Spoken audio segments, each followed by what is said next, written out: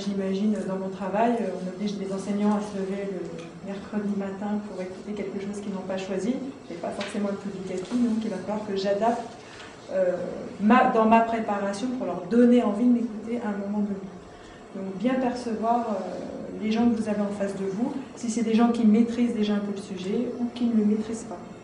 Il faut faire attention, sinon ayez un regard franc, direct vis-à-vis de votre interlocuteur.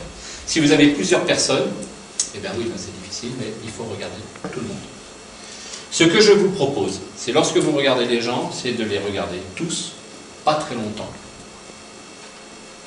L'une des méthodes, c'est le balayage. Usez de l'humour si naturellement vous avez envie d'en user. Ne vous forcez pas et ne cherchez pas à être drôle.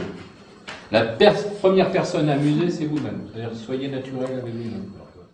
Par rapport à cette situation d'urgence que tu évoquais, moi je regarde un peu ce que fait Valentino, il arrive, il nous parle ça tout de suite.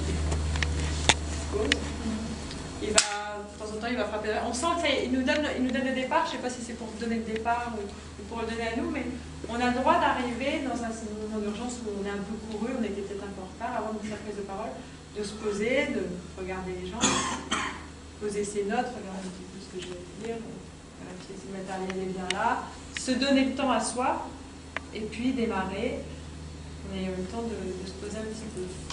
Moi j'ai bien aimé le fait que tu interpelles le public. Eh bien oui, enfin je ne les ai pas tous notés, mais régulièrement tu interpelles le public et on est avec toi, du coup tu nous emmènes dans ton action, donc ça j'ai trouvé que c'est bien, on sent que tu es à l'aise, tu es bien clampé sur tes jambes. D'attirer l'attention. Attirer l'attention, ça peut être quelquefois même par quelque chose de provocateur.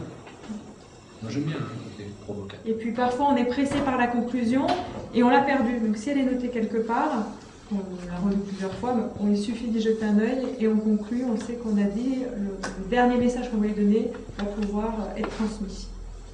Voilà. Pour le reste, n'écrivez pas trop. Tout à l'heure, on va vous demander, n'écrivez pas trop parce que vous n'allez pas nous le réciter, nous lire les choses. Donc des points, juste écrire la première phrase à la dernière.